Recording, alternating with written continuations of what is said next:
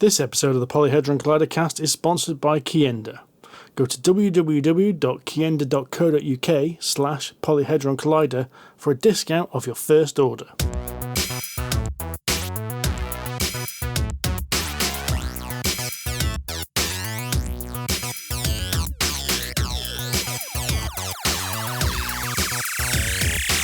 Hello, ladies and gentlemen, and welcome to the Polyhedron Collider cast, episode 159. The best games we've played in 2024.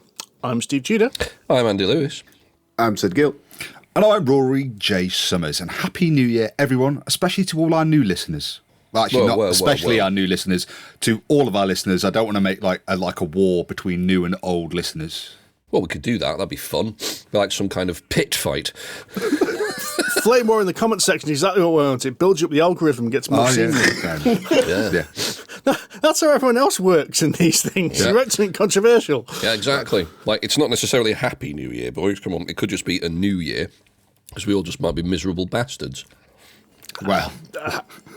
Happy circulation around the sun? Right, okay. Well, that's every... I mean... You could have that every day, couldn't you, really? New year. Yeah. Well, no, you don't go around the sun every day, mate. But every day you could celebrate the fact that it was a whole year since you were in this position around the sun last time. Unless, of course, Rory still maintains like the pre-Galileo model of the solar system and thinks that Earth's in the centre. You see, I think you guys have all your Christmas booze has worn off. All your cheer has just drained away. Me, on the other hand, I kept it tanked up. Do you know what it is, Sid? I ran out of chocolate the day after Boxing Day. I haven't had sugar in my system for 3 days, and I'm suffering from withdrawal symptoms. Mate, you're not supposed to get withdrawal till at least the 7th. Yeah, but I'm a proper addict when it comes to sugar, so it's accelerated effects. I mean, it came to like the end of Boxing Day, and all that was left in the Quality Street tin was the strawberry creams. Oh. I mean, come on. Oh, that's hard. That's a first world problem right there. We offloaded those to a guest last night. That was great. See, what you got to do is you got to teach yourself to like the chocolates that nobody likes. So at the end of the celebrations box, when the bounties are left, and as long as you like bounties, your quid's in. I love bounty for exactly that reason. I like bounties the way forward. They're always left, though. So you got to learn to like the shit that nobody wants. Yeah, okay. See, usually we're okay with Quality Street because Amanda really loves the toffees, and I find toffees boring. Yeah. So she eats all the toffees, ate everything else, but still strawberry creams left. Do you know, I think this has set us up for a brilliant way to do this episode. We should compare every game in our best games of 2024 to one of the Quality Street chocolates. But that means that even a good game is now going to be likened to that filthy strawberry mank, which is unfair. Look, I'm just saying, we've got a lot of games to talk about, right? So which one is the best is going to be a very hard conversation to have, very hard debate to have, right? It's not at all. Because this year, let's face it, this year has been a stonking great year for games. And looking at our long lists, I can see that there's a game that we all thought was great, but isn't on anybody's lists because this year was so good. Really? There's probably quite a few of those, to be fair. No one's put down Arcs in their list. That's because I haven't updated my list. It was going to go in there before we started. I was going to mention Arcs. Okay. But it's furiously typing into the show notes now. Luckily, it's only 4 letters, so it's easy to add. Well, as you lot have added it to your lists, I'm not going to add it to mine because I can't be arsed.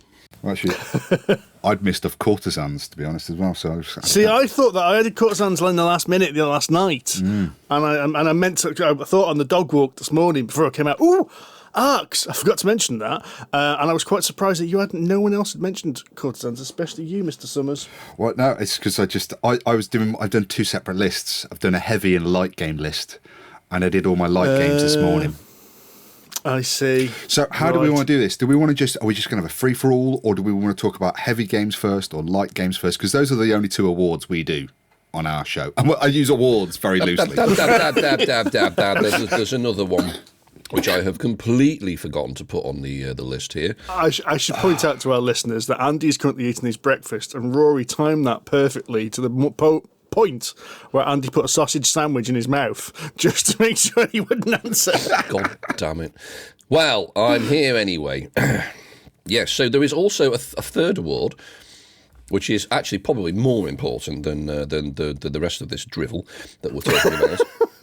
is the much coveted and sought after Insert of Choice Award for the year, which... Should we point out Andy's Insert of Choice Award, because you've made quite clear that none of us have an input in this. No, you don't. No. Even when you're completely wrong. I'm not wrong. Yes. I'm never wrong when it comes to an insert, Rory. The rules are that I have to own the game, or at least have played it, which means basically discounts all of the nonsense you lot spout. It's really has to have been created this year. This is not a new one to me this year. This is a game that has been released this year that I have got, which does narrow the field somewhat, I admit. Go on then, Andy. Let's start with your award then, because the rest of us can just go make a cup of tea while you chat. The most important award, yes, absolutely. Well, some of you have played some of these games, so... the first one, which really struck me this year, was Burnt Island Games' Endeavour Deep Sea, which probably isn't going to be a big surprise to anyone who knows their inserts, is because this has been done by Game Trays. And they have won this award, twice in the past, if I remember rightly. They even made their own trophy.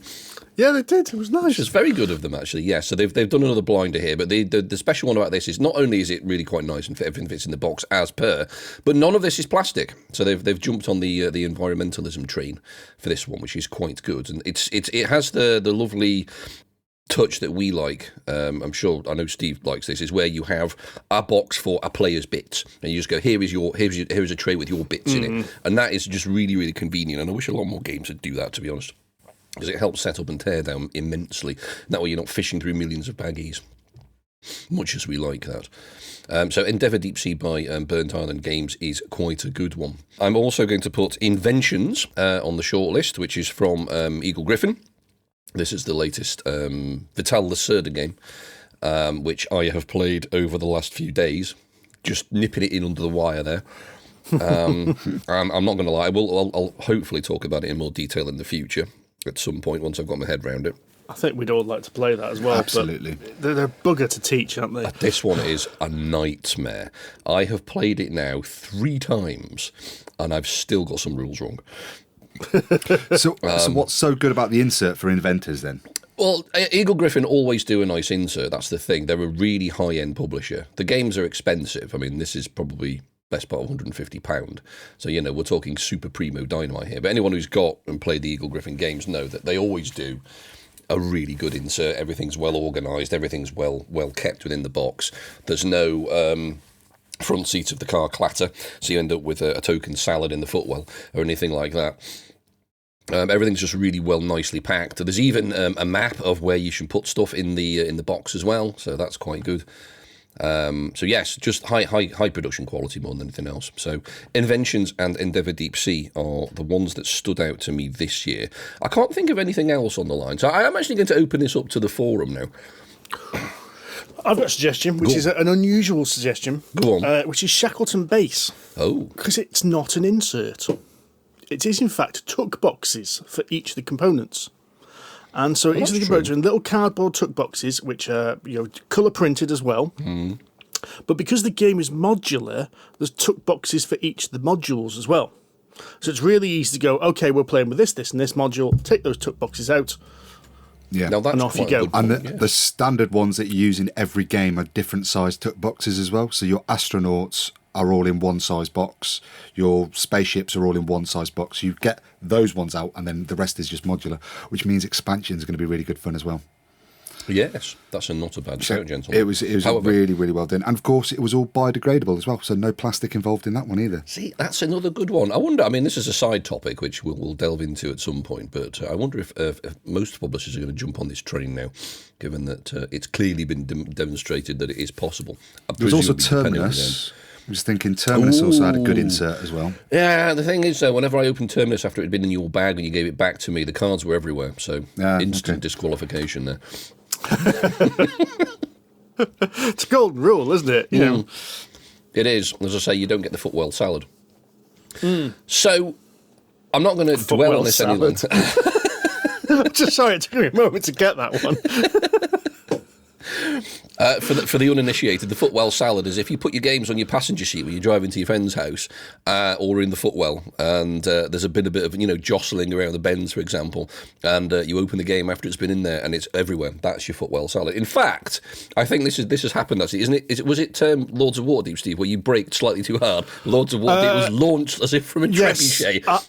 And my entire X-Wing collection. I went to an X-Wing tournament and everything was in... I went to play X-Wing with a friend and everything was in little trays, and I braked for the first junction, the first T-junction coming out of my house, and it's down a hill. Sid and Andy will know kind of where this was in Malvern, and so I braked and launched off the thing, hit the glove compartment, of course, bounced then. It's like a dice tower at that point, bouncing back into things. So yeah, chaos. And you can't do anything because you're in a car at that point at a junction. You're just like, and future Steve will have to deal with that when he gets to his destination. Future Steve's going to be very frustrated because I know I have the same problem. If I do get something in the footwell, I'm like, I want to clear that up, I want to clear that up, I want to clear that up. And you're sat there for an hour seething because you can't. Anyway, back to the point. I am going to have to give this, I think, to Endeavour Deep Sea. Because it is... I know it's another one for... I can't remember their name now. Game Trays. Game Trays, thank you. I don't know why I have such a blank spot for them. But another one for Game Trays, because they do know what they're doing. I don't know why everybody just doesn't ask Game Trays to do an insert these days, because they obviously know what they're doing. They're all good. Oh, you just want to start an argument. We're only 11 minutes in. You're just picking a fight with me already, Andy. I'm not picking a fight with anybody. I'm stating facts clearly, and they have a demonstrable track record. We can't argue with stats, mate. I want to have to pay for an insert that I don't have a choice in. That's why Game Trays shouldn't do one for every publisher. Well, you're a fool then, aren't you? No, because not every game needs an insert, so I don't want to have the extra cost of paying for someone to design it just because they want that one. I want the insert that I want for a game. Sometimes I just want baggies. Sometimes I might even want to make my own. Sometimes I want a really pretty one from Tower Rex, or where's that, the Italian one that I like so much? I can't remember. Some of them do really nice ones. I might want one of those instead. I want my choice. I've got to admit, we did see it at UK Games Expo. So I'll start again. We did see at UK Games Expo that Folded Space are now doing printed ones. So the old Folded Space ones, which are the foam board ones, which you glue together with PVA glue, they now do printed ones, so it's actually got the artwork for the game on the side of the insert. They're very pretty. Yeah. However, they have gone up in price quite a bit, which is probably Brexit's fault, but there we go. And when those ones are licensed as well, like I know there's an Arc Nova one, which is fully printed in like jungle themes. It looks absolutely blinding. But they do that, and it's great. I don't want to have to pay for a Game Trays insert, which I'm essentially then going to throw away because I want to buy the one that I want to buy. I'm sorry, Rory, but I've never once had a Game Trays insert where I've gone, no, this is crap. Yep, exactly. No, I haven't either, but I want the choice. So you're undermining your own argument, is what you're saying. No, but I'm saying I want to choose the insert. I want to choose my upgrades. I am with Andy here, though. A Game Trays insert is usually of such top quality that it is equivalent to what you would have inserted to sport anyway. Maybe. I don't think I have any Game Trays inserts, actually. Anyway, well, there you go. This argument is going to take on forever if I let you two. Like I said, 11 minutes in. It's not an argument. I am merely explaining why Rory is wrong. Well, there you go. Endeavour Deep Sea, Burnt Island Games and Game Trays can sweep this award quite nicely for being a really lovely insert. Everything fits in place, you get your own box, and it's biodegradable. So it's ticked all of the sexy boxes there. So let us move on with our lives. Right then, so normal format. So those that have listened to us the first time, there are 4 of us here. We're going to pick 3 games each, and we're all going to make sure we pick a different game. So if someone actually picks something on some shortlist, that means they need to pick a different game. So we are going to pick 12 different board games and role-playing games to talk about. There is no order. And then by the end of the show, we will try and pick a best. Now, Rory's already suggested we need to pick a best light and a best heavy. It usually means that we end up with some discussion whereby we never agree. But hopefully there'll be some consensus by the end of it. As per the last 5 minutes. Yes. So I'm going to say, since you just talked about your inserted choice, Andy, you should pick someone to pick their first game. I pick someone else, right? Okay, that makes sense. Yes. Right. So everyone picks someone else, and we're going around the houses like that in a random order, so it's not the same person going in the same order each time. But Okay. chaos to the system. Excellent. Right, in which case, Mr. Gill, as you are top of the list, I'll wake you up from your stupor. And you must now put forward your first game of the year, or proposed game of the year, I suppose. I should probably add as well, it's a game that we've played this year. So it doesn't necessarily have to be a game that came out in 2024, because there's always something that comes out new to you in 2024 that maybe you missed out in the previous year. Yeah. Right. Well, thank you, Andy, for picking on me when I was totally unprepared. And You're welcome. thinking about something completely Almost different. why I did it. But I'm okay, because I did my homework, because I got the episode last week wrong. So I was ahead of the game for a change. Right? So, this year, right, I've had a funny old year. I've played such good stuff this year. And I really struggled with trying to narrow my choices down. But I did find one that I thought was particularly good. And it was particularly good, I think, because it was a game that I didn't expect to like. I'd seen the hype around it. I'd seen lots of people playing it. Nor did I expect the game to get me and Rory in trouble. Nor did I expect the game to be as complex and intricate once you got really into it, that it led to us playing a marathon session. The game is Sky Team by Le Scorpion Mask, I think. Which is, I mean, how do you even describe this game? It's cooperative game to where you're a co-pilot and a pilot trying to land an aircraft at different airports around the world. And each person takes on one of those roles and does different parts of the aeroplane's landing procedure, right? I think that's probably about it. You get to change the airport you're landing at. There's weird extra add-ons that as you go from landing at Heathrow with your training wheels on out to landing in some weird airports which have got crosswinds and weird mountains and clouds, and clouds and all sorts of gauges, things. yeah. And as I said, this game kind of surprised me because I was like, yeah, there's a bit of hype about this. What's this nonsense about? And then Rory brought it around. We sat down, we put it to the table, and we played a game. We thought, yeah, just fill a little filler game while we're waiting for tea or something. Yeah, that was quite good. Put it away. Rest of the evening went along. Kids went to bed. Mrs. went to bed. And we looked at each other. Just have one more quick game, shall we, Rory? Just one more quick game. What should we play? This was quite late. Oh, we'll play Sky Team. Out it comes. And we go, right, we've done the first mission now. Let's play the next one. And oh, that adds on the fuel gauge. Oh, okay, that's quite good. Got to the end of that and went, yeah, another quick one. And that repeated till Rory got a phone call. And Rory got said phone call.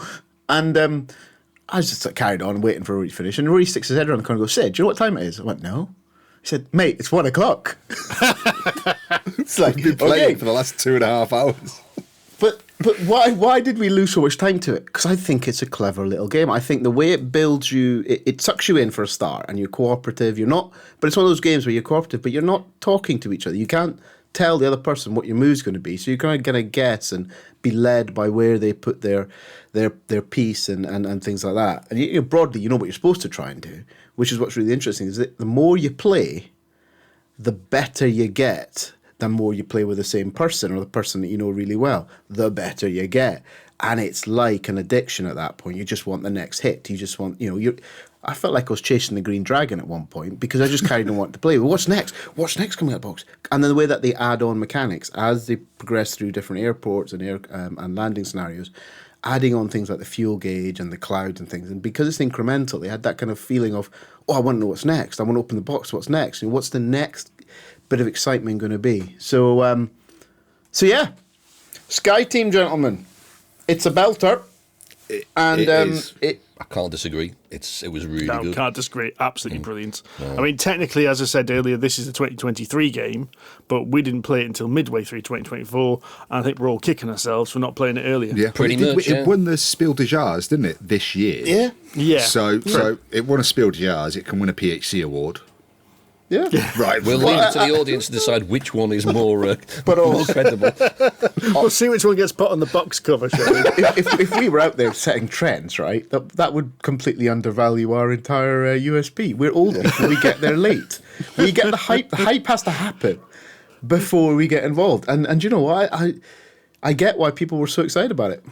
It's an absolute banging game, and you will lose a lot of time to it if you let yourself. So, it needs management. It needs rationing. But yeah. Solid choice, mate. Solid choice. Right then, Sid.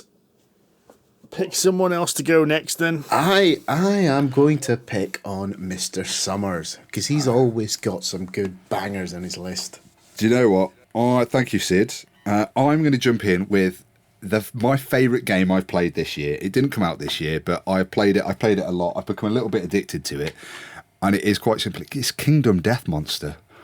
I was introduced to this. Sid's already wetting his frillies because I love what this game has done to you. So I only encountered this because Steve and I took on this Board Game Geek 100 challenge where we had to play every game on the top 100 this year, which we failed dismally. Before you say, Andy, yes, your point is noted. We failed. We failed dismally. Yeah, I was actually going to expand upon that and go, should we add this as an additional item for a formal update on this quest? Right. Well, I think, to be fair, our update is similar as it was a few weeks back. We are a victim of our own success a bit in that after Expo, we got a bit inundated with review copies of games, and we always like to make sure we've played these games enough so we can, with different player counts, different people, and that meant that we didn't have any time whatsoever to do the top 100. I mean, I've recorded 250 plays this year according to my BG stats, and I still failed at the top 100 challenge. So we only got 49 games through, but part of one of those 49 games was Kingdom Death Monster, and I went into it and I was like, okay, this is going to be okay. This is another miniatures kind of campaign story style game, and I was blown away by how immersive I found this game to be. I found that I was really telling my own story. The combat is really, really tactical, really strategic, and the way you can equip your players and the way that the monsters have this not even generative, they have this AI deck where they behave differently, and you have to kind of compensate for that and try and work around it was brilliant. The way you can modify your town or your village and the players and the way they die and the way they explore the world and the events that happen. It is just a thrilling, fun game with some absolutely beautiful miniatures. And I loved it, and I'm really glad that Steve owns it. I think we're all very glad that Steve owns it, so we don't have to fork out for it as well, because it ain't cheap. But it can be allowed on this year's list on a technicality, Rory, because 2 expansions did come out this year. Brilliant. Even though we haven't played those expansions this year. But one of them has been purchased by myself, so yes. To give you an insight into Rory's experience of playing this, though, did any of you read Penny Arcade comics? A long time ago. I think most of us have probably read them all. There's a really good Bloodborne one. So if anyone's played in the Dark Souls game or Bloodborne, there's a really good comic where he's like, one of the characters comes and he's really pissed off because he's been killed by the boss for the 15th time, and just basically just argues at the other person saying, it's a shit game, I'm going to uninstall it, it's crap, I can't beat this boss. Maybe if I use a different weapon, I'm going to go back and I'm going to play that again. And this is exactly Rory. His character dies just to a random die result. The Bone Witch's name was cursed with so many expletives, right? And he left the evening going, oh, I hate this game, it's too random, I have absolutely no control over what we're doing. Wait till Rory gets home, so he's got the drive home, and then you say to Rory, do you want to play again tomorrow? He goes, yes I do. I absolutely fantastic game. Really, really enjoyed it. Yeah. Really glad I get to experience it. It's one of those weird things for years. I mean, one of the things we have as we are reviewing games, we play a lot of different games, and even then, we're all magpie gamers. We're that kind of person who will want to play a different game every week because there's so many new games out there and want to experience something different. And I always said to myself, I need to find my game, the game that is mine. I'm going to do what Rory keeps saying. You're going to buy inserts for it. You're going to bling it out, all that kind of thing. And I'm going to learn it inside out. And I've decided that Kingdom Death is my game. That is, it's going to be my top game. I think it's even pushed Eldritch Horror off my top, to be fair. Wow, that's quite the statement. Yeah, but I can see why, because it's so much more rich. You know, this is a game you create yourself, and as Rory said it, I think Rory said it before, is that half of it is getting into the little story that this game makes. You know, you end up building your little village. Your people have kids. They go out and die. They grow up. They die again. You die again. Then you have sex again. Then you die again. Then you get some weird monster with big bollocks that rocks up, and you got to kick it in the nuts. And then I think it's a fantastic game because of that. And I think that's probably why it beats Eldritch for me. Because I think Eldritch does become a little bit mechanical. It can become a little bit frustrating if you continually play it. I think you pick it up once a year or so, same as Mansions and all the others. You pick them up once in a while, they're great. But this one it's so much variety in it.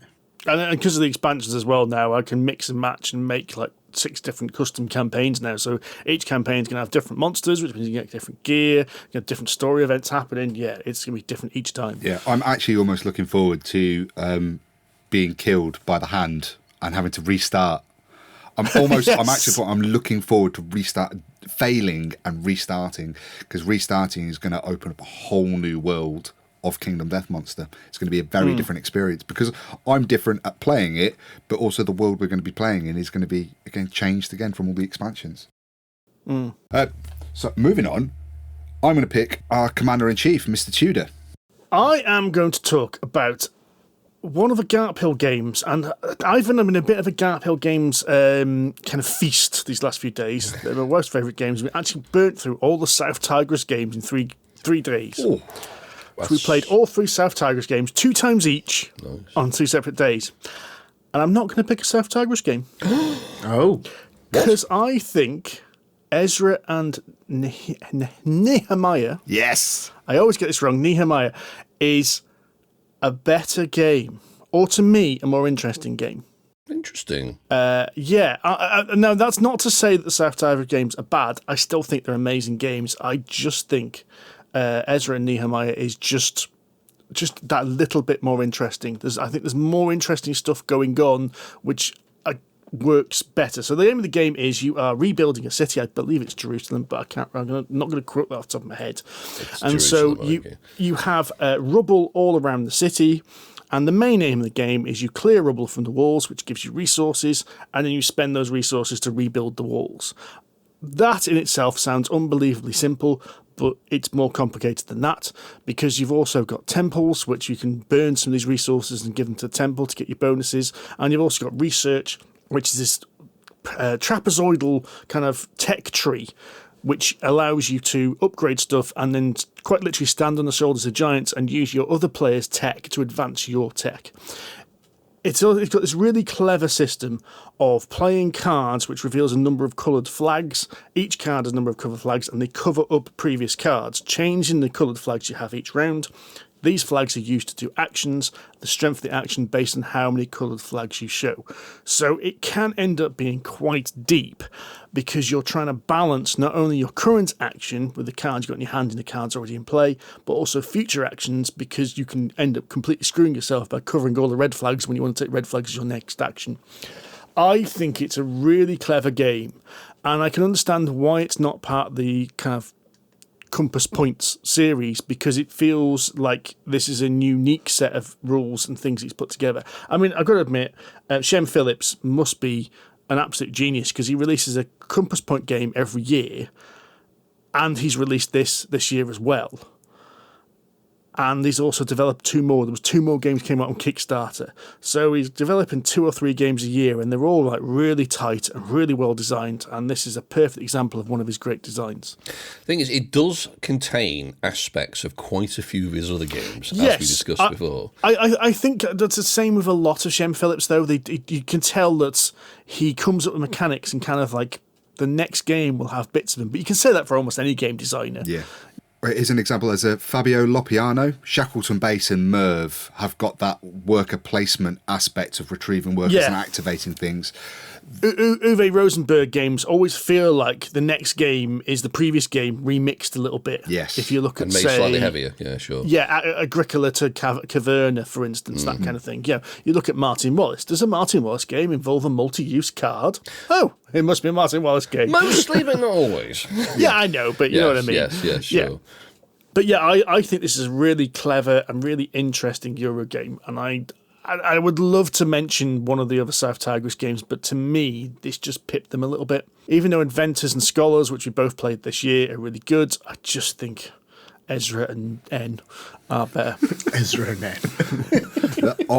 I enjoyed this game. I didn't gel with it quite as quickly as I did with other Shem Phillips games. Like when we played Scholars, I loved Scholars. I sat down and played that, and you explained the rules to me, and it just clicked. And when we played, I played Architects. I haven't played a lot of them, but I played Architects, and I was like, that just clicked. I remember when I came around last minute to yours, Steve, and you were about to play a game of Paladins with Amanda. And you went, just quickly, Rory, I'll go over the rules. But I kind of looked at the board, and I looked at that iconography, and I was like, okay, this kind of makes sense already. You gave me a very quick overview. You explained the rules in like maybe 3 minutes. And that just clicked. All of those Shem Phillips games just clicked for me, and I really, really enjoyed all of them. Ezra and Nehemiah didn't click. It wasn't quite as smooth integration for me into that game. I can see the similarities, and I enjoyed it, but it didn't resonate with me quite as well as Scholars did. That's fair enough. I think I have to, in a shock outcome, I have to agree with Rory on this one. I think I know what he means. I mean, it is a very clever game. I can't disagree with that, but I don't think it flows as well as his others. I think there's the reasons for doing things in the game don't make as much narrative sense, if that makes sense. Yeah. Like Architects or Scholars and stuff, there's kind of a flow to the game. You know, you pick up a manuscript, you give it to a scholar, they sit there drinking tea and smoking for a while they translate it. You then, you know, they release this publication, which then gets them into one of the towers, and then you go around that cycle again. Whereas with Ezra and Nehemiah, it seemed a little bit more disjointed, if that makes sense. You know, yeah, I'm not going to lie. I don't disagree with your criticisms. It's bizarre. Because to me, I can see through the matrix a bit more on this one, and I can see where the pieces fit together. I just think there's a lot of really cool ideas that fit together really nicely. But I'm not going to disagree with your thoughts, because I think it is quite a bugger to teach compared to, say, as you said, like Scholars. Scholars is A, B, C, D. You have to do A to get to do B, B to do C, and C to do D. And it's a really easy one to teach because of that. And having played Scholars very, very recently, I think that game is stodgier than you think.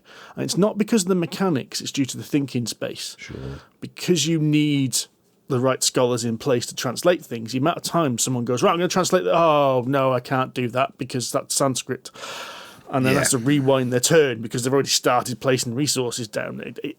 And it's weird. It's not a game design stodginess. It's an actual play stodginess. But that's besides the point. I'm talking about something completely different here. So yeah, that's Ezra and Nehemiah, one of my picks. Great choice. Mr. Lewis, you have not picked I have not. No, I need to jump on this train and pick a game. And smooth segue there. I am going to throw in... Detective Society. Yes. It is on my shortlist, but it is not left on. I am going to put on Terminus, which is... Excellent choice, sir. I thought so, yes. Now, this went down with all of us, I think, at Expo at the very least, and then we were very, very fortunate to get a demo copy. One of the only 2 demo copies, I think, at the time. Yeah, we got it really early, yeah. We did very well there, and I really loved it. I think...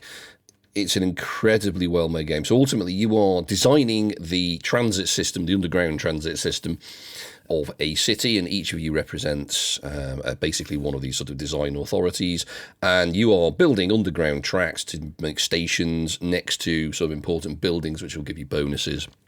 And the key mechanism of the game is this wonderful multifunction rondelle. Nice bloke. I should be wearing that t-shirt, mate. And you go around this rondelle. It's only about 3 or 4 times in the game, isn't it? Because the game's broken up into 3 rounds essentially, and you go round this loop 3 times, and that's it. So it's an incredibly tight game. But each of the sort of the stops, the stations on the rondelle, you could do multiple things. It's not just a case of doing one thing on this bit of the rondelle, one thing on the next. So you've got to time it extremely well, in order to get the right things at the right time, in order to, by the end of the run round the rondel, you can build a bit more track, or you can build a station, or whatever it is.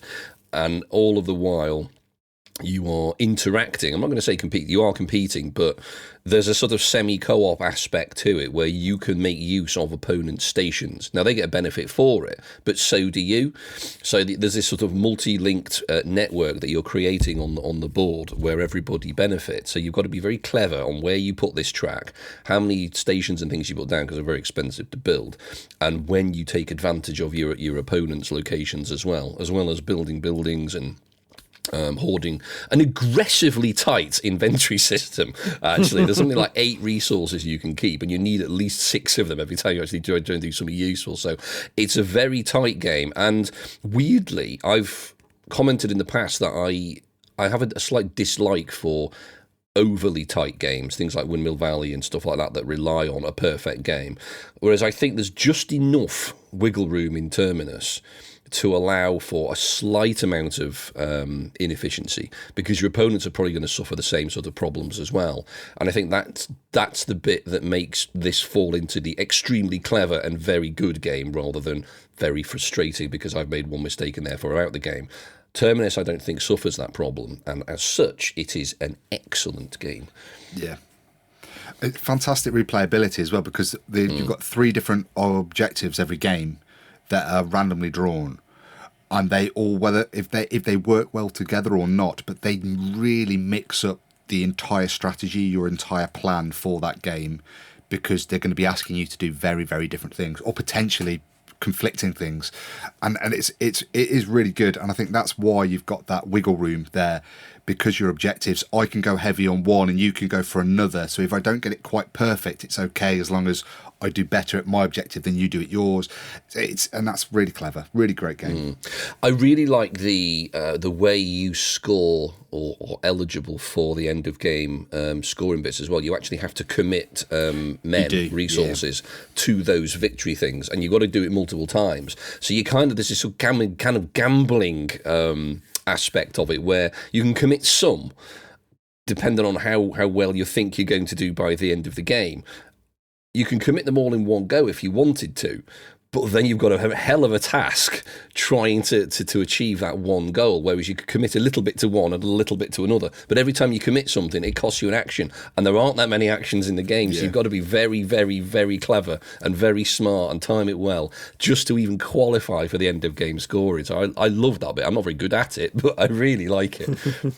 No, it's a great choice. I mean, we were given very kindly from Inside Up Games a review copy of this. It's so good that I've gone and bought myself a brand new copy with all the Kickstarter upgrades for it as well, because I've got to have a Kickstarter upgraded version.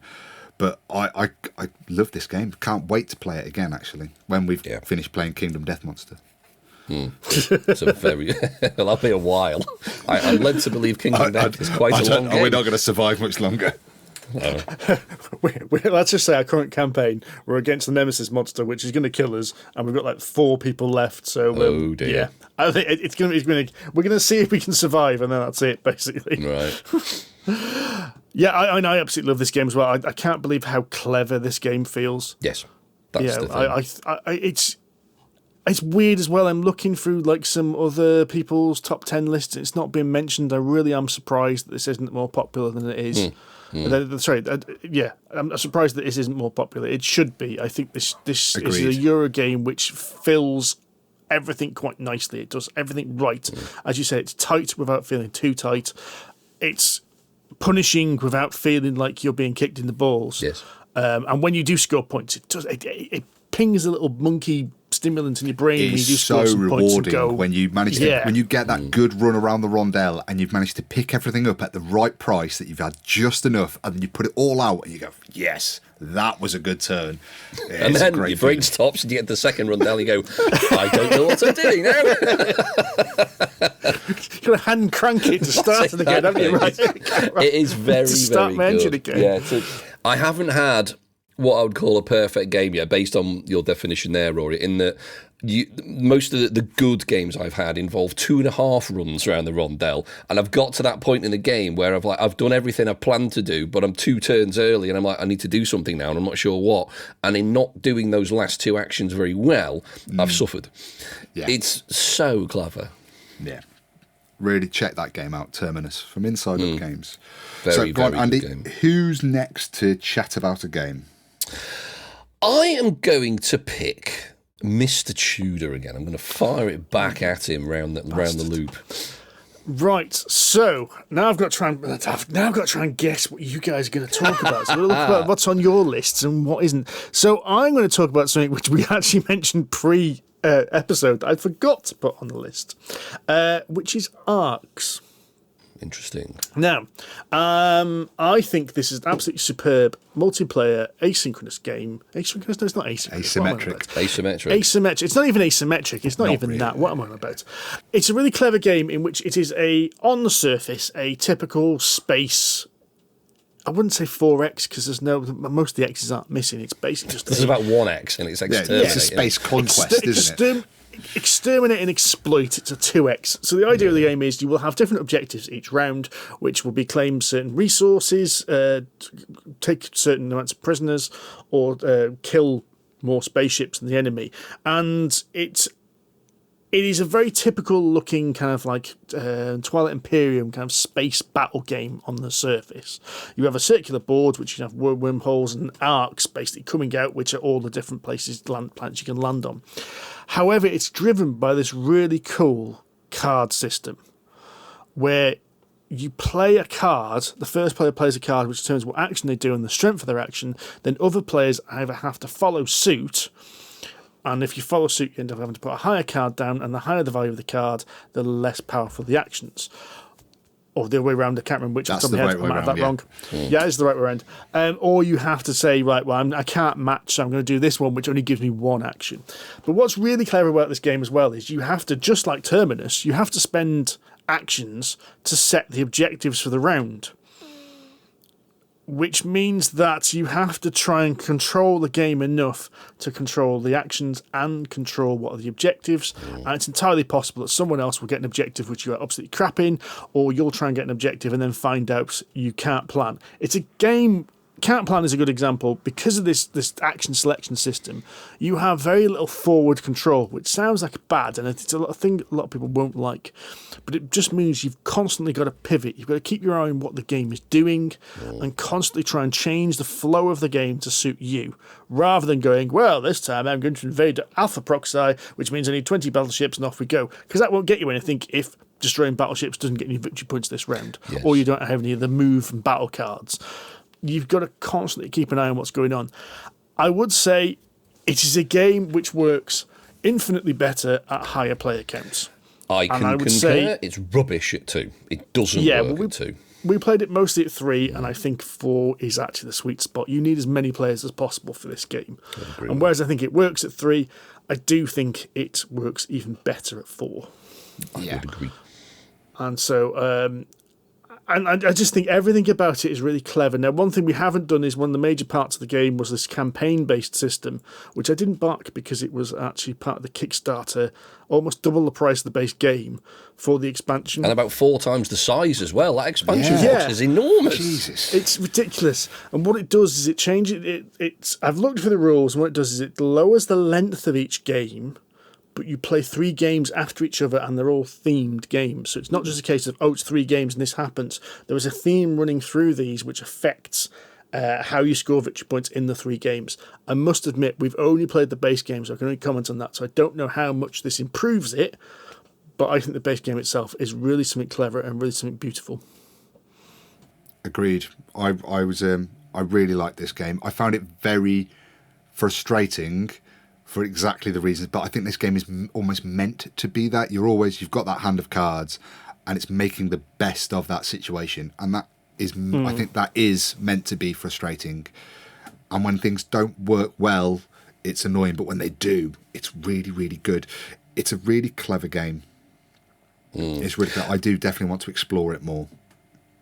I have enjoyed it. I mean, I remember Steve and I having a discussion earlier in the year when we both played it, and we're still trying to work out whether it's a good game or not. We both enjoyed it. We were like, is it actually a good game? Because it is massively unbalanced, but deliberately so. It's almost like an Eric Lang kind of imbalance, where the players are almost balancing the game themselves. You reckon Yes, it's unbalanced? definitely, Where yeah. is it unbalanced? Because I mean, like we said, Because the powers do not feel balanced. You even complained about this several times when we were playing. probably did.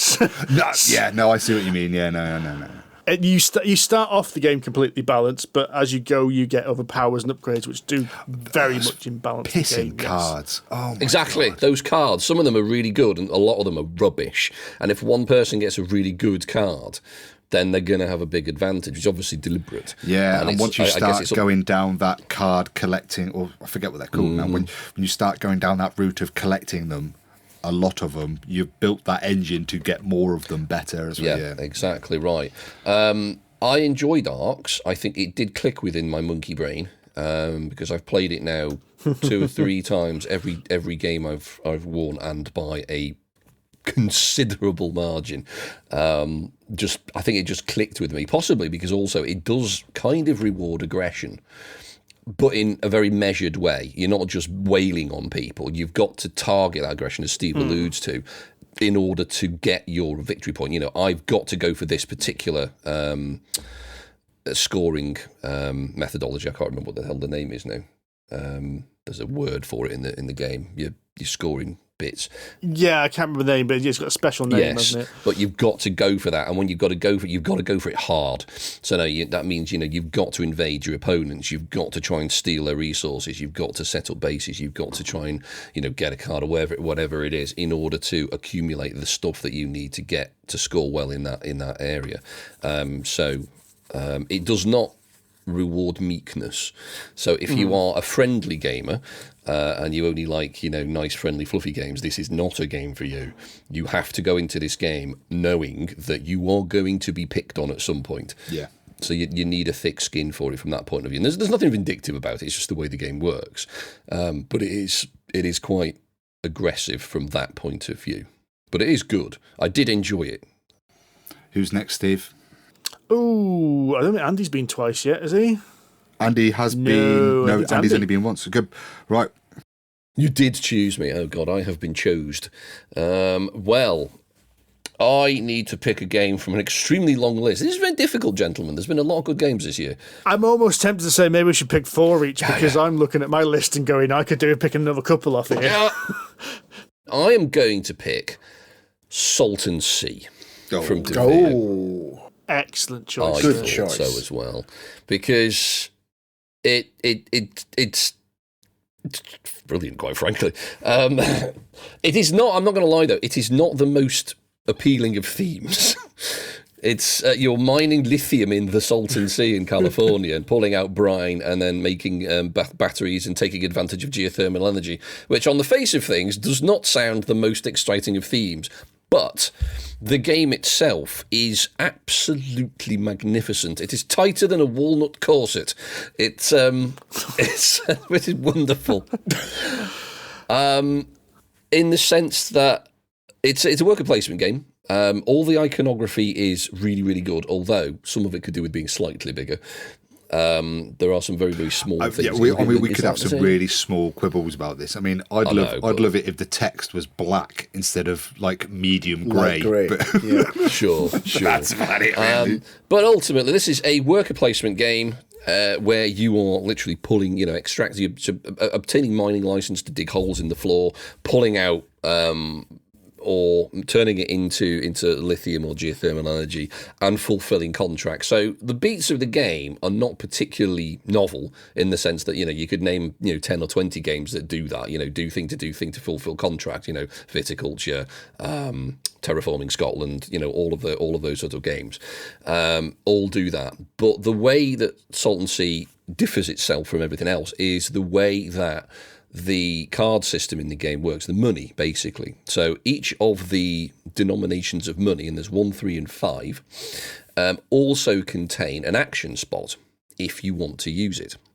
So you can either spend the card as money if you want to buy something, or you can use the card as an action spot. It's a very powerful action spot. But of course, by doing that, you're basically spending money, or at least temporarily, because you'll get it back at the next round, to do a powerful action. But if that powerful action needs a big pile of money, you're kind of screwed because you can't do both. And on top of that, you've got a little track that you need to go along to unlock workers and get better stuff. There's a warehouse that you need to open up to order to store more resources, which will allow you to fulfill better contracts. So there's this wonderful engine that kind of fulfills, it's a self-fulfilling engine almost, that you need one thing to do the next thing, to do the next thing, to do the first thing, and it all rotates so nicely. It's tight but not horrible. It's extremely competitive but not horrible. It's beautiful.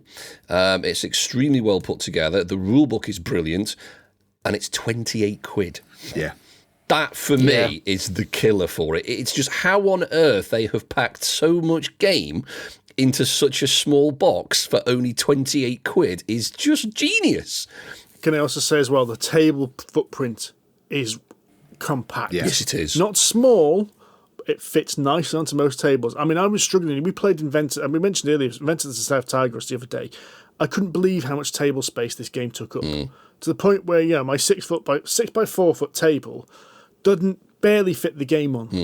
And I can understand that if you're going to play something huge like Twilight Imperium, which, you've got, you've got a huge 6 map players and player boards all and that, miniatures and 6 players.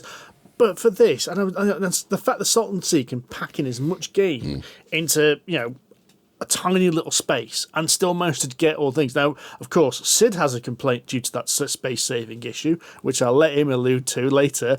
But the fact that it does this for the price, the table size, the fantastic rulebook, fantastic components, and as you said, Andy, that money action system is amazing. Yes. And I can't believe that's it won't be the last time we see that. That's going to crop up in something else. Whether it's another game by the same designers or someone else is going to steal that. Someone's going to say that this was actually in such and such, which was printed in 1992, but it feels completely fresh and unique here. Yeah, it really did. The way it all hangs together, the iconography, the design of the board, the way... Oh, yeah, there's also the stock system that you can buy into, so whenever you sell resources... Yeah. You have to do that. Exactly, You have to do that, you yeah. improve the value of stocks, but then people will buy stocks in that company, so... Essentially, by selling stuff, you're helping your opponents, which is quite irritating. But it's but it's just so clever.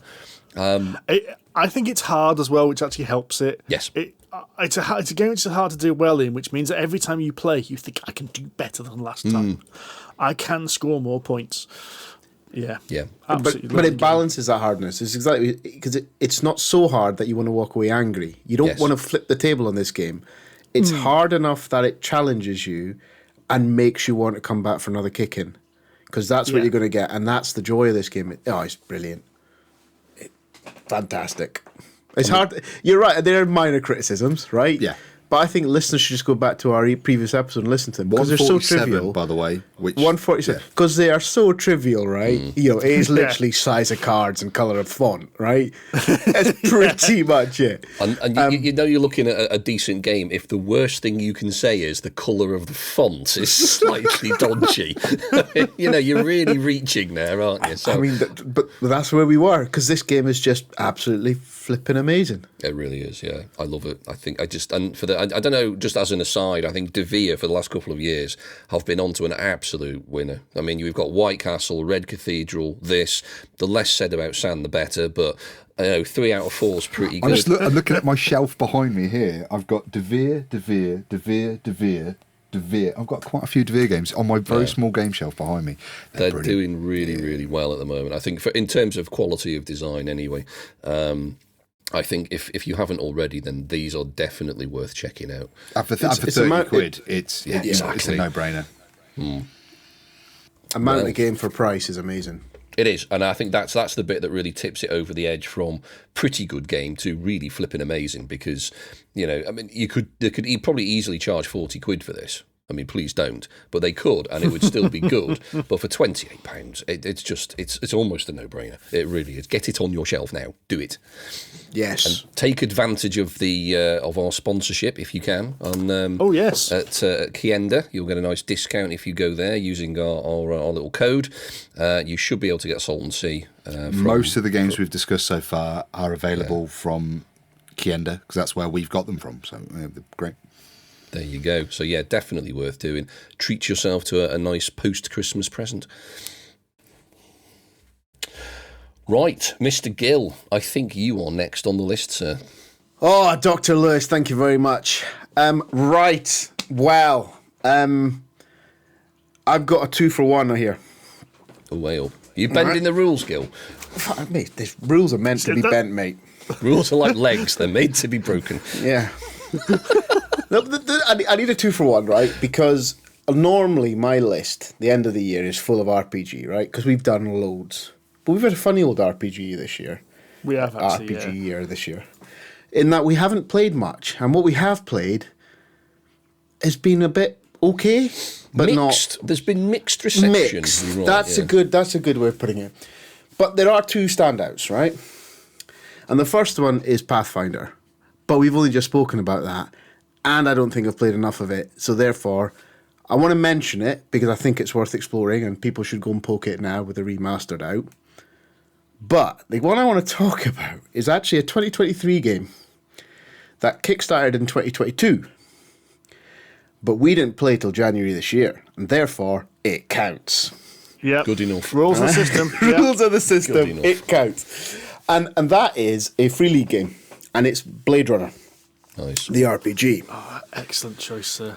Excellent choice. And why I want to talk about this, right? Because I've been thinking about this when I made my list. And I realised that this isn't actually an RPG. This is far more clever than that. What? You can play it. No, bear with me. Right. So, for anyone who doesn't know, Blade Runner is exactly what it is. It's an RPG set in the Blade Runner universe, as in Harrison Ford and the other new guy, whatever his name was. Fancy Pants. Was it Ryan Reynolds? Right. No, not Ryan Reynolds. Gosling. Ryan Gosling. Gosling, yes, yeah. yes. Right, him, yeah. Anyway, it's that one. It's replicants, it's robots and police people. Then kind of classic horror dystopian kind of too much neon and noodles kind of action, right? Produced by Free League. Too much neon and noodles. That is now. It's not cyberpunk anymore. The setting is just neon and noodles. Neon and noodles, man. And it's Free League, right? That's a new T-shirt for you, Rory. Neon and noodles. In a neon sign. And Free League game, so it's a modified variant of the Year Zero engine. Big action, little action, whole bunch of stats. Yeah, nothing too revolutionary there. What I think is really interesting and different about this RPG, and why it's in my game of the year, is because it plays a bit like Detective Society and a lot of the other kind of murder mystery, kind of solve a case games, right?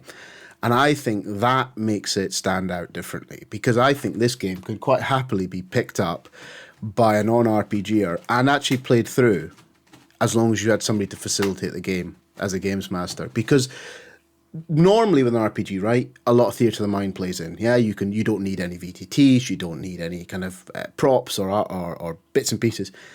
But here's where Blade Runner I think is really clever, because Blade Runner's starter set especially contains a lot of physical clues and props and like photographs. There's like a pack of photographs for different parts of the scenes and different crime scenes and things like that. And do you know what?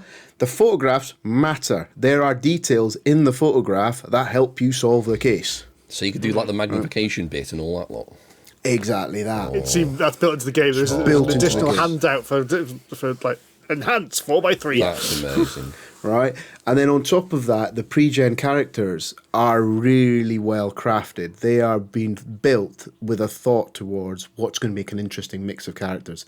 And there's inherent tensions between, seasoned old cops and replicant cops and various other kind of left field kind of play styles. And the whole thing, right, mashes together to give an RPGer somebody that loves an RPG, the full experience.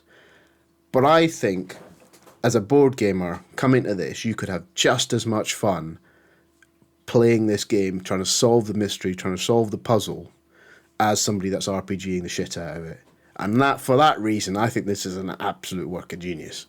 It's a very valid point, Sid, because rules-wise, it's actually quite light, even compared to other Free League games that use the same system. Yep. And the rule book does look, like most RPG rule books, it looks like a giant tome which is going to distract you. But it's like, I think a good example is, which frustrated me when we were playing it, but now that Sid's framed this in this, like, it's more like a detective board game than an RPG.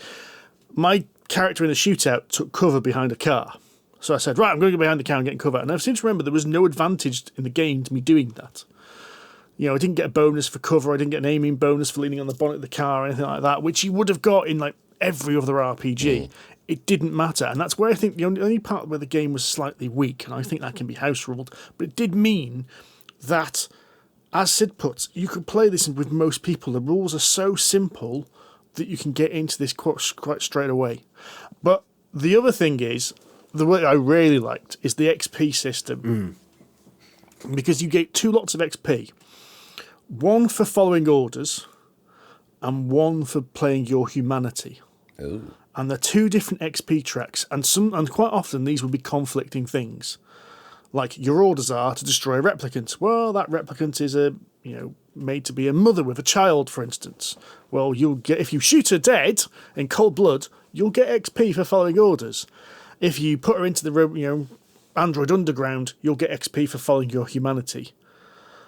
And there is an actual dichotomy at that point, because they both do different things when you spend them as well. Oh, nice. So you're like, well, I'd like to actually increase this stat, but I can only do that if I follow orders.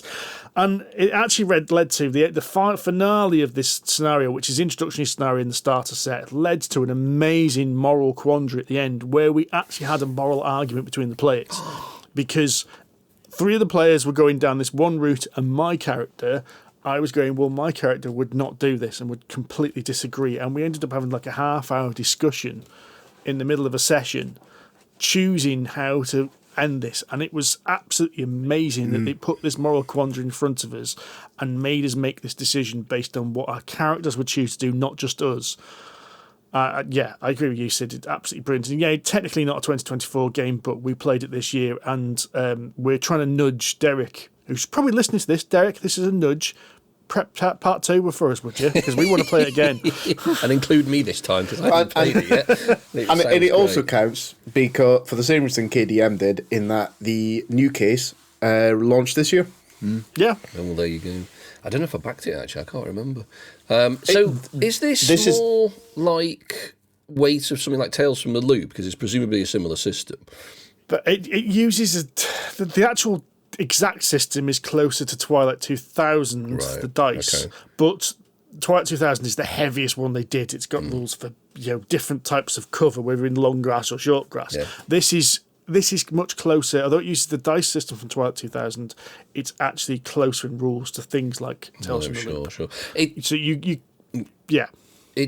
Sorry, I was about to say, you can play it with most people quite easily straight out of the box. Yeah, that's a good. It also sounds similar in style, I suppose, is probably the best way to put it, to something like Call of Cthulhu, from the sense that it's an investigation rather than a RPG. It definitely, and there's a lot of role play and a lot of poring over pictures. So it does bridge that gap between a role playing game and one of these like detective board games, escape room type things. It's really quite clever in that regard. Yeah, nice. I think it was only the scenario we did. I think it was 2 combats in the entire scenario. The rest of it was just following clues, RPG, and trying to interrogate witnesses, that kind of thing. Right. And you could have avoided those combats. I mean, if you'd played differently and chosen differently, you wouldn't have had to go into them. It's honestly, mate, it's brilliant. And it's one of those games where I rarely advocate the physicality of an RPG. I don't think it necessarily needs it with VTTs and Theatre of the Mind and stuff. Bollocks to that. For this game, you need the physical. Because it is so much. It's like you're trying to do one of those murder mystery solvey things. So if it's in your hands, looking at a picture, you can like pick it up, you can move it around. I think that does add a heck of a dimension to this game. I mean, we played it on the VTT, and you know what? I didn't miss it, but I did enjoy opening my own copy of it and actually looking at the pictures when the right time came, and it all comes up in it arrives in an envelope, like a dossier envelope. Oh, There's a big map. There's a big map of the city. Yeah, it's just really nicely well done, and the starter set is a great jumping in point. If you want to go make your own mysteries and everything else like that, get the big core rule book, but you don't need it. You really don't need it. And that's why I think it qualifies as a board game, because you can do it entirely at the starter set if all you're interested in is solving the case.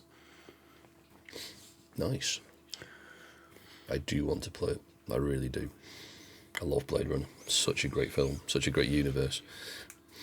That as well. It's a genre I think many of us enjoy, and I think that it panders to that as well. Heavily panders to all the things you want it to pander to. Can't argue with a good panda. No. Right. Moving on then. Mr. Summers. Thank you, sir. Thank you, Mr. Gill. I'm going to jump into a game we briefly touched on earlier in the insert choice of box, whatever it's called, award, and I'm going to talk about Shackleton Base. Shackleton Base is an absolutely phenomenal game that we came out this year and we played. I was looking forward to it because I'm a bit of a Fabio Lopiano fan already, and I was blown away by how clever this game is and by how it varies between games and between the player counts.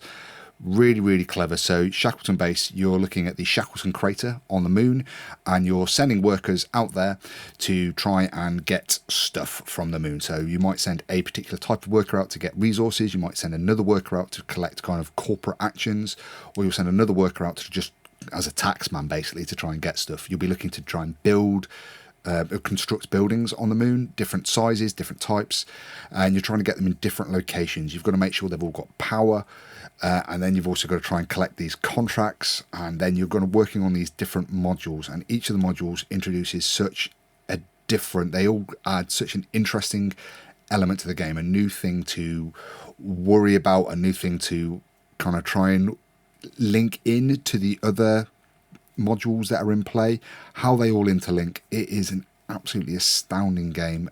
It looks brilliant on the table. The components are fantastic. Nice chunky cardboard, nice little wooden astronaut meeples.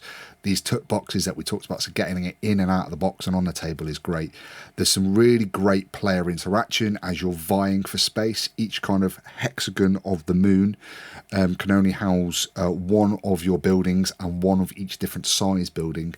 So there's a real race to get there to do that. And then it's got this fantastic mechanism of retrieving workers.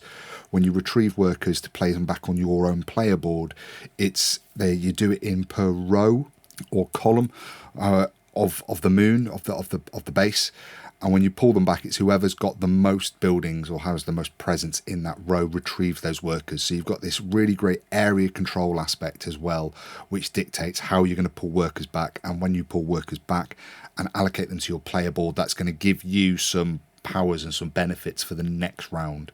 So it's a really clever, really well integrated. What word am I trying to say?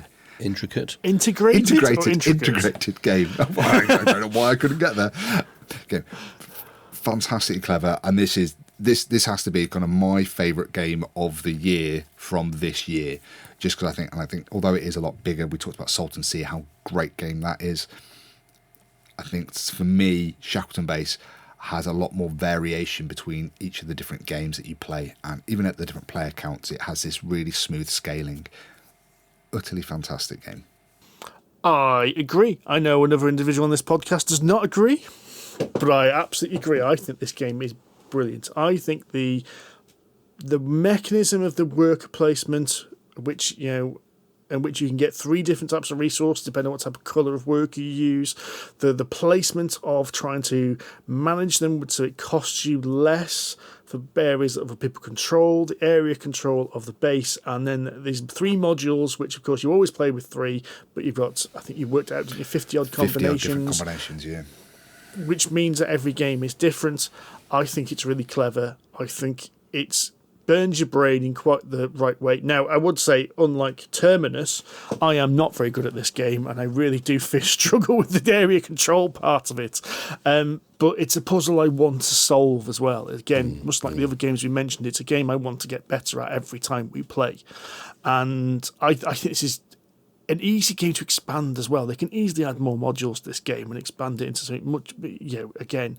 For all the reasons you say, Rory, I completely agree with you. I think this is a fantastic game, and I'm really looking forward to playing it again. Yeah, I'm looking for. I think Sid and I are arranging another get together coming soon. I think Shackleton Base is going to be one of the games I bring with me, just so he gets to enjoy a thorough butt whipping at this game. I've played it. Oh, did you play a demo? Did you play it? When did you play it? Yeah, I played it with Fabiano Lopiani at Expo. Right. I think I agree with you two. I think it's got so much. I'd love to play more, so I'm quite happy for you to bring it. Brilliant. But yes, no, it's brilliant. I think it's so complex. I mean, the first play of it, I didn't know which way up was, if I'm honest. There's so many different things going on and mechanics playing and the modules and stuff that add on. There's nothing more I could add. I think it's magnificent, and I want to play more of it. Andy, ominously quiet. Well, I don't hate it. It's obviously a very clever game, and there's a lot going on. For me, it just doesn't have this, I want to play it again to it. I'm really utterly indifferent about it. I can't disagree with anything you've said, but I am not pining for more, which is weird because you'd think it'd be the kind of game that I really love and want to play again. That is a real surprise, actually. Cause it is. I don't know should have why. everything that you want in a game. It does. I don't know. Maybe it didn't grip me. Maybe it was the environment. I've only played it the once, so I should play it again. But I don't know. It took me about half the game to really understand what the hell I was trying to achieve, to be honest. So again, I need to play it again just to kind of lock it into my brain as to what how all the moving parts fit together, I suppose, because there is a lot going on and it is complicated. Well, certainly more complicated than a lot of games out there, but it does fit together well. So one thing feeds another, which is good. So from a design point of view, it is excellent. I don't know. There's just something about it that I walked away thinking, it was all right, and I don't know why. I don't hate it by any stretch of the imagination. I've definitely played worse. It is a real surprise. I think you might need another play of it, to be honest. I think you're right. I do. I would like to play it again, but I'm not excited by it for some reason. Interesting. I'm going to move quickly on because we're running. Well, we're doing all right, I suppose, aren't we? Special episode, isn't it? But I'm going to pick. Going long. Go. Sorry. I'm going to jump back and pick on Mr. Tudor. Oh, you swine. Right. Okay, this is my last choice. I've got to choose wisely here, haven't I? 3, 4. Well, no, because I'm going to go for what. Oh, you bastards, the pair of you. You knew this was coming. I knew, but I was hoping that one of you guys would pick one of the other games in this list, so I wouldn't have to. Unless Rory's going to do a rundown of light games, and this is just all heavy games, because Rory hasn't mentioned any of his light games. I think that might be worth it. I was going to ask the same question. I've done 2 heavy, and spoiler alert, I'm probably going to do light games for my next ones, yeah. Right, okay, well, I'm going to jump into the light games because I think light games we can bundle a load together. So I'm going to pick another heavy game, and I'm going to pick SETI, the Search for Extraterrestrial Intelligence, from CGE, which is... I want to play this game even more. Like we said, all the games we've mentioned here are games you want to play again, and I want to play this game more because I want to explore some of the strategies again, and it's got similarities to Shackleton Base in that it is a modular game as well. So in this game, you are running the Search for Extraterrestrial Intelligence. You are doing one of 3 main actions, really. You are either sending probes out to planets, which can then turn into satellites or landers. You are scanning sectors of the sky for evidence of any kind of intelligence, and then you are running all the data you have gathered through your supercomputer in which to ascertain whether actually there's any relates to any alien intelligence. This basically gets you one of 3 different awards. So there's 3 different actions get you one of 3 different awards. All of them are worth victory points. Basically, most things, it's one of these games where most things you do will get you victory points. It's about working out to get the best victory points. But what is really interesting about this game is partway through the game, you will reveal 2 alien intelligences, or 2 alien lives, which then add a module to the game. And unlike Shackleton Base, where that module is there from the very beginning, these get revealed partway through the game. So they add extra mechanics into the game partway through. These could be physical samples that you have to fly back to Earth. They could be weird alien anomalies that you have to scan, or they could just be an asteroid which has got some bacteria on and you've got to scan that asteroid. But again, what they do is they make the actions you've already done more interesting. They add to some of the mechanics you've already done and make them work better. The beauty about this game is it falls out. If you've ever played a CGE game, because they only release like one game a year, everything about it neatly works. And it's also got this fantastic rotating board because it represents the solar system rotating. So when so many actions happen, it rotates. Things move, which means moving your probes and moving your scans change every round. It's got that massive deck of cards, which you get in a lot of games. Again, fantastic use of cards. These give you actions, they give you goals, or you can just spend them just to get you a small resource. It's everything about it fits really neatly together. I can't think of a flaw. Now, Rory might have a flaw here because this is another game where Rory has gone away and gone, I did crap. I don't think I like this game. and I've got a counter to that. And I do think I'm going to start calling this the Rory mechanic blindness. But we'll get to that if he brings it up. But mark my words, this will come in a future episode. Rory mechanic blindness. Okay. Yes. Is this the same problem we had with Venice? No, that was just ineptitude. Ineptitude, yeah. No, absolutely brilliant. Beautifully put together, beautiful graphic design, very simple like miniatures and meeples and tokens and stuff. A little bit of a table hog because it's a big board, but your player boards are relatively small, so that evens out. Absolutely wonderful game. I really liked how I haven't played this. I really liked how the modules. You not played it at all? It. And it's not It's good. I don't think it's quite as gushing as the other two think it is. I think there's too many things going on, and it's bloody confusing.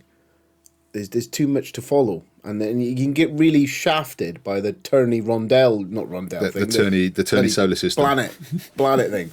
The celestial dance. The celestial dads can come along and just piss on your bag of warm chips. Sounds like my kind of game.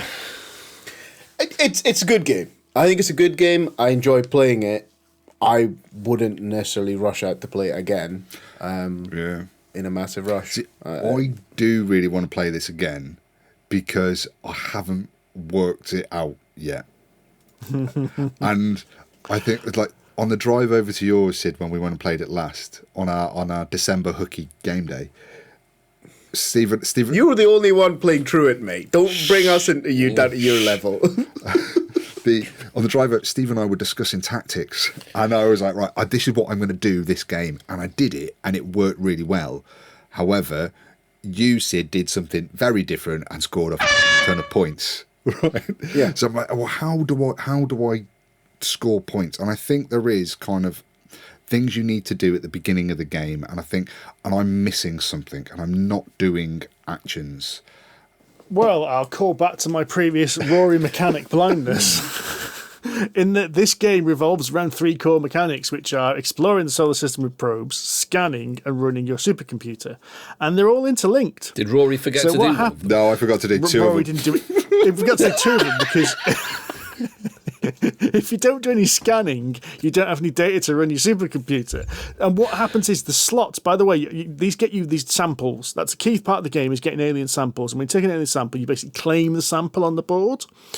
But it means that Rory and Sid were both exploring the universe, as I was, the solar system, as was I, which means the exploration physical landing part was going up quick. So Rory ran out of places he could get points because he wasn't scanning and he wasn't running a supercomputer. Yeah. I wasn't doing it enough. That's the thing. I focused more on getting probes out and getting satellites and getting landers down. I put too much emphasis on the thing. Like in my first game, I didn't do nearly enough of that. So in my second game, I overcompensated and only did that. So when it came to my third game, I'm going to try and evenly distribute my actions across the 3 key scoring areas. But I think this also depends. The thing that I didn't like about this game is that the others had on the table had to do it as well, or it didn't work. Because I didn't scan much, Rory didn't scan much, Steve scanned a lot, and Steve came off worse because of it. Yeah, it's another one of those games where I think, again, you need to play this 3 or 4 players. And that is one thing which is we are a little bit blinded by. We haven't played it a full game 4 players. We've only played it 3. And so I think we need to play it 4 players just to see how it is. But yeah, if people aren't scanning, then scanning doesn't get as many points for anyone, which is one of those things where everyone needs to contribute to it. And, and unfortunately, it is one little flaw with the game, I think, in which the exploring the solar system with your probes looks like it's worth more points. Because you can see the victory points, like putting a lander on one of Jupiter's moons, for instance, although it's difficult to do, gets you a lot of points. And you can see that straight away. You can see everything is, that's 3 points, that's 5 points. That's 27. That's 25 points. Right, I'll do that then. So people can see that straight away. And I think it's one of those things where after a few games you go, well, hang on, that looks like the tempting solution, but there are other ways of getting points slowly and steadily throughout the game. I do think this game fits really neatly into the CG wheelhouse.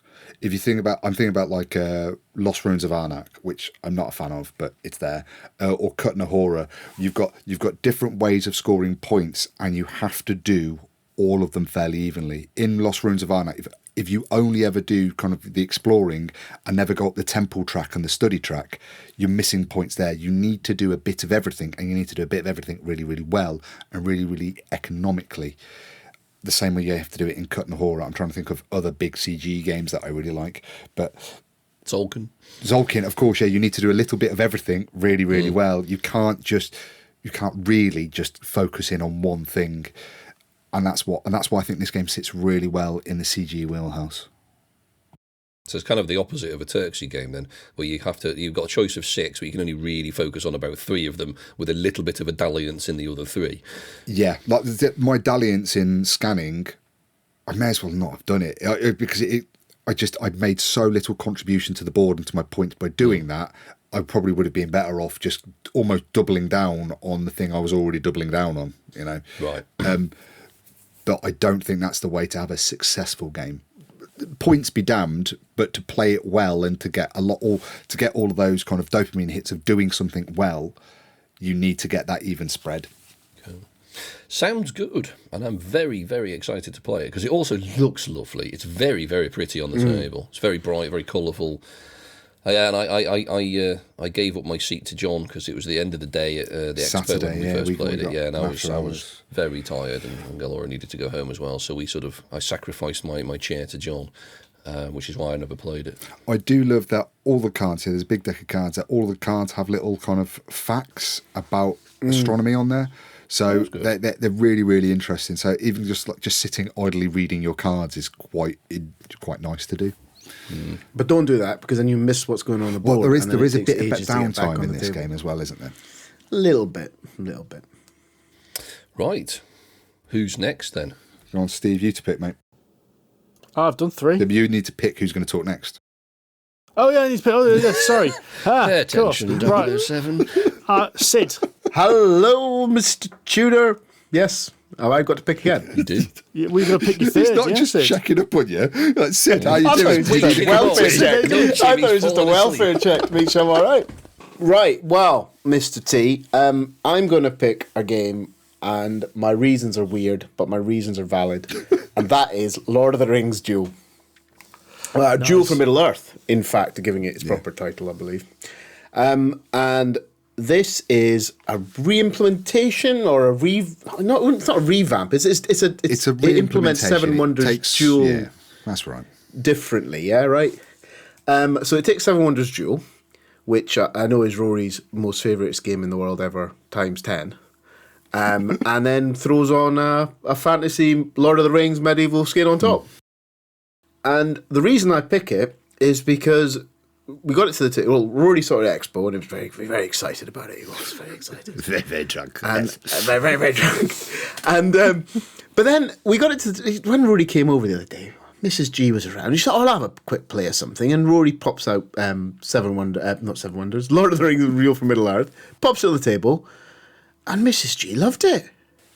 She was all over it. A nice little 2-player game for the Gill household. So on that basis, and the basis that it's got fantasy violence and based on one of the best games ever, according to Rory, I thought I'd give it a play.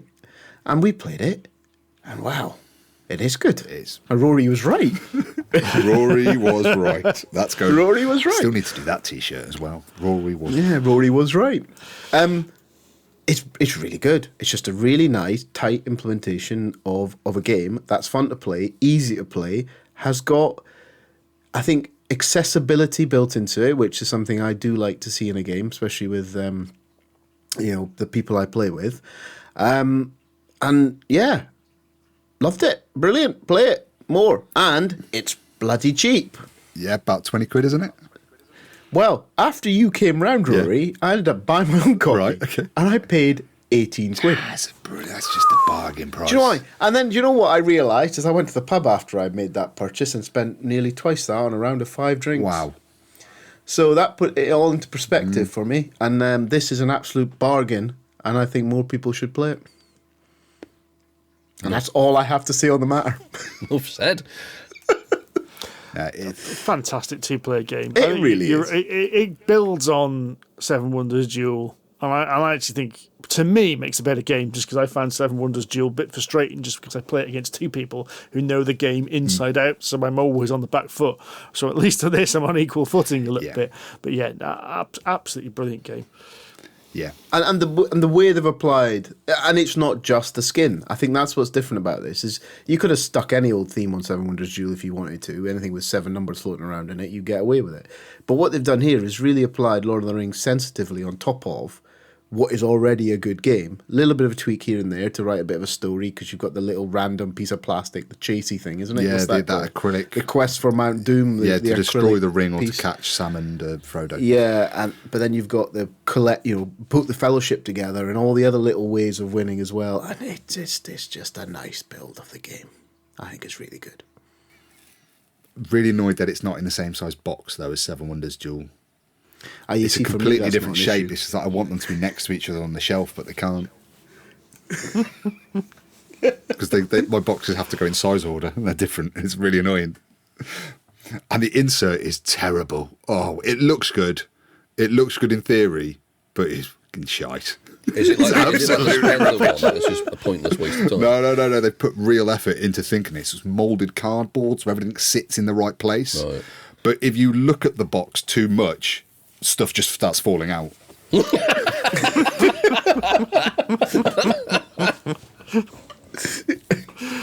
Right, there we go. Sid, who are you picking on now, mate? I think, Mr. Summers, I'm going to have to choose you. Oh, okay. I'm going to talk about Castle Combo as one of my favourite light games of this year. Castle Combo is this, we covered it briefly in the last episode. You're building a 3x3 grid of people from the medieval land, from medieval world, and you've got to draw them from either the village or from the castle itself. So you've got these wonderful little caricature art characters that come along, and all of their scoring conditions are based in other cards that will eventually be in your 3x3 grid. So you're looking continually for this kind of future. You're planning for the future that you can't actually see yet because you've only got this market of 3 cards, and you're trying to get either particular shields together, particular kind of suits of cards, or you're trying to not get a particular type, or you're trying to put it in a particular location. It's a really quick game that you can play this, I think, in like 2 or 3 players. You'll play this in less than 30 minutes. It does go up to 5 players as well, which I really want to see this at 5 players because I think the churn of the cards will be fantastic. I played this the other day and I saw villagers for the first time that I've never seen in any of my other games before, and I'd love to see more of those come out in every game. It's so varied as well. I've always found that the scores are always really, really tight. There's only a few points in it, even though everybody's doing a very, very different thing. There's some ways that you can dick people over in the game, but it's usually very self-serving. I need this or I don't need that, so I'm going to change this, and it will really screw up somebody's game. You can't really plan too far ahead, as I said, because you've got an idea of what you need, but you can only choose from these cards. But the churn of the cards, the churn of the villages that are available changes so quickly on every turn. You can't really take your turn until it's your turn to do. It's an absolutely phenomenal game. And again, it's 20 quid. It's got a really small table presence, lots of crunchy decisions, but nothing that's going to overload you as well. Really engaging, beautiful artwork. It looks great on the table with some great chunky cardboard. Absolutely belting game. And really easy to travel with as well. It's such a small box. It's great. No, it's very good. We really enjoyed it when you brought it around, Rory. Yeah. Just play it at the end. At the end, we played another game, which may or may not be mentioned in the immediate future. And then we played this.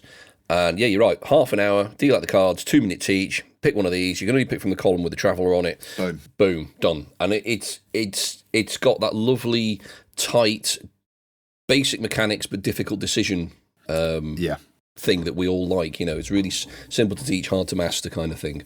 And really, really, really clever, tight, simple, but fun game. You've got difficult decisions, because if I put a card here, it's going to screw that column up, but if I put it there, it's going to screw that. That's just not very nice, and it's just wonderful. You want all the things you can't have. You never get the perfect card, do you? You never have that perfect nine. No. It's great. It's a type of game that it feels quite classic in its design, and it's like this game probably should have come out 20 years ago. It really it could have come out in 2005. And you go, it feels like it's that classic design. It should be part of board gaming ether. Yeah. I mean, the artwork kind of feels slightly older to me. It's nice, I agree with you, but it does have that kind of there's a slightly retro aspect to it, so it would not be out of place, as you say, 20 years ago. But it was this year, so it qualifies. Definitely counts. Yeah. And then for my next participant, I'm going to choose Andy to talk about Endeavour Deep Sea, probably. Well, I'm going to surprise you, Mr. Summers, and do entirely what you've suggested and pick Endeavour Deep Sea. You're right. I am surprised. I'm surprised by that. Well, the thing is, there's about 2 or 3 others I want to pick because they're all equally good. But the rules are the rules. So I'm going to break them. It is going to be Endeavour Deep Sea by Burnt Island Games, because I don't know why, but this is like you with Shackleton Base. This game clicked with me really, really strongly. It's relatively straightforward. It builds upon the ideas of Endeavour Age of Sail from a few years ago, which we all really liked, which I still think is a superb game. But it's mechanically fairly straightforward. Simpler, I think, than the original, but it's extremely well presented. It twists the original idea just enough to make it a very different game. But it's wonderfully presented. The artwork's beautiful. It's simple to teach, mostly. The mechanisms of it are pretty straightforward. It is literally put disc down, do one of potentially 5 things, get benefit, next player. It's pretty simple, but the players are responsible for expanding the game board. So you're never really going to get the same game twice. On top of that, you've got different scenarios that set the game up slightly differently to start with. So you're building from a different foundation. So the player board is built upon possibly the players needing a particular type of tile, or potentially needing a particular bonus to improve their cause. Because whenever you put a tile down, you'll get a benefit as well. But ultimately, you are exploring the sea as scientists, doing a bit of conservation, saving the turtles and the whales, releasing scientific papers, and exploring the depths of the oceans, which I find the fascinating bit, because you're going sort of deeper and deeper and deeper, and the artwork changes as you get deeper into the ocean. It gets bluer and bluer and darker, just to sort of represent there's less and less light down the bottom of the sea. And I don't know why, it's a really simple thing, but I find that really quite fascinating and satisfying. Just, no, we have to get deeper. People explore the sea. And if we don't get to the bottom of the ocean by the end of the game, I get quite disappointed.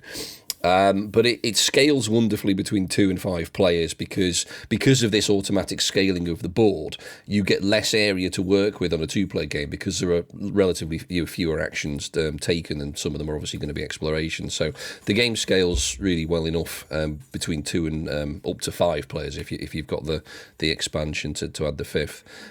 But it's I love it. I think it's just such a great, straightforward middleweight game. It hangs together well, nothing is wasted, but it's forgiving enough that you can introduce it to relatively new gamers. Relatively new, it's not that simple, and they'd probably quite enjoy it.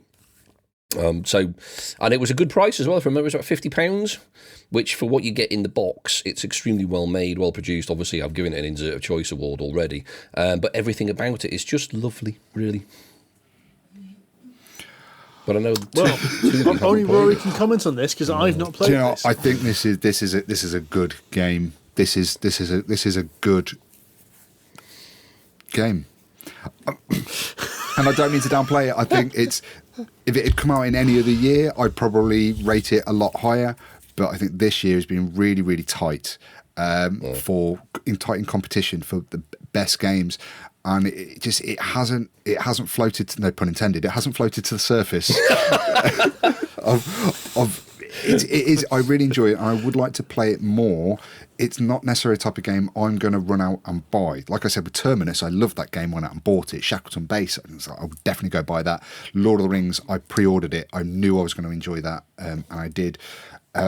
Sky Teams, Sid went and bought it after he played it. Endeavour Deep Sea, as much as it was a really, really enjoyable game, a really enjoyable experience, and I'd like to play it again, I don't want to necessarily own it myself, and I'm not going to chop your arm off to go play it. When I come over to yours next, Andy, if I bring SETI with me and Shackleton Base, and you go, right, should we play Endeavour Deep Sea? I'll be like, I'd rather play one of these two. So he's SETI then.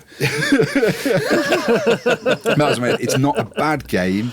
No, I get you. That's the thing. It's just there are just so many great games this year. I think it's I understand. Good. The thing is, we're looking at this list right now, and I reckon each of us could pick another 3. Yeah.